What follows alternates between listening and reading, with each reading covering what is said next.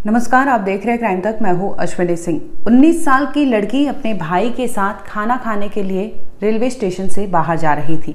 मामला कर्नाटक के बेंगलुरु का है, जहां पर केआरपुरा रेलवे स्टेशन है। यहां पर ये लोग मिले थे, भाई और बहन। इसके बाद बहन को खिलाने के लिए भाई जाता है। रात तकरीबन 1:30 बजे की बात है और अप्रैल 2 तारीख की ये वारदात है। अब भाई अपनी बहन को खिलाने के लिए जैसे ही रेलवे स्टेशन से बाहर आता है, वहां पर उसको कुछ लोग फॉलो करने लगते हैं।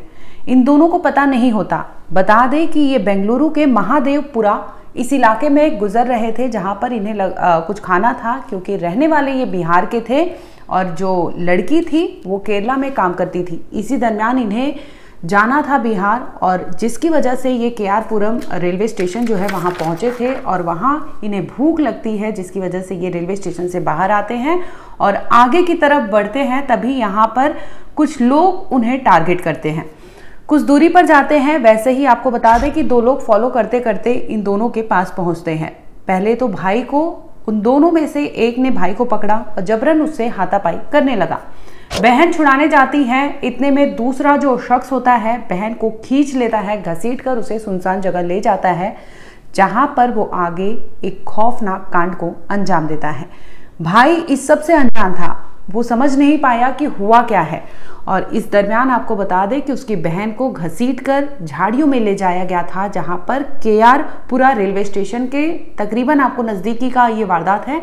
वहां पर ले जाकर उस लड़की के साथ, 19 साल की लड़की एक वर्किंग वुमेन थी, उसे घसीटकर ऑटो ड्राइवर ने दरिंदगी की थी।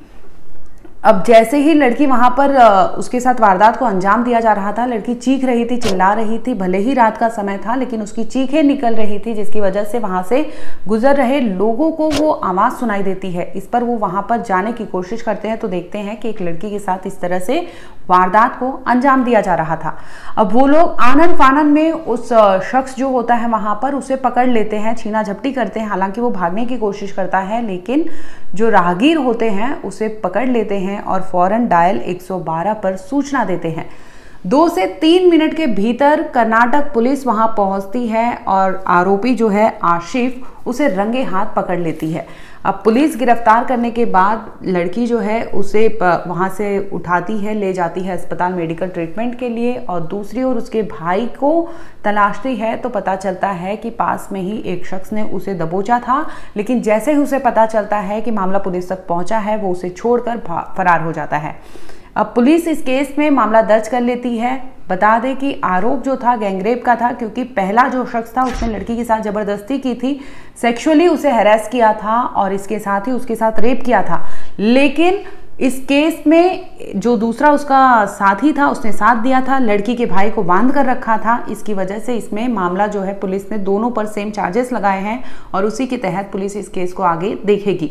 अब बता दें कि 19 साल की लड़की अपने सपनों को जीने के लिए वो निकली थी बिहार से, जहां पर वो केरला में जाती है। केरला में वो वहां पर काम करती थी, कट्टप्पन टाउन जो है वहां पर वो वर्किंग थी। इसी दरमियान बता दें कि वो अपने जॉब से खुश नहीं थी और अपने भाई को बुलाती है कि तुम आओ, मुझे बिहार जाना है। महिला के पास से टिकट मिला है बेंगलुरु का। बेंगलुरु वो जाने के, उसका जो रास्ता था बेंगलुरु के थ्रू वो आगे बढ़ना चाहती थी। इसी दरमियान वो बेंगलुरु पहुंचती है, जहां पर वो रेलवे स्टेशन केआरपुरा पहुंचती है और अपने कजिन से मिलती है। इसके बाद वो दोनों खाने जा रहे थे और इसी दरमियान इतने बड़े अपराध को अंजाम दिया जाता है। बता दें कि महिला जो है ट्रेनिंग करती थी केरला में और इसी दरमियान उसके साथ ये हादसा हुआ।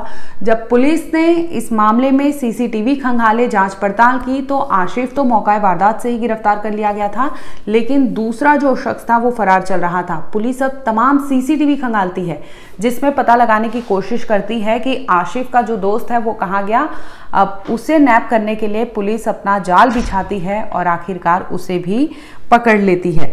बता दें कि चीता पुलिस जो इनकी कर्नाटक पुलिस की होती है, उन्होंने इन दोनों को गिरफ्तार किया है, जिसके बाद मामला दर्ज किया जाता है। और ये वारदात जो थी वो बुधवार यानी 2 अप्रैल की रात की बताई जा रही है। तकरीबन 1:30 बजे से लेकर 2 बजे के बीच की ये केस है, जहां पर इस तरह से एक भाई को उसकी बहन से अलग किया जाता है और उसके साथ इस तरह से दरिंदगी को अंजाम दिया गया था।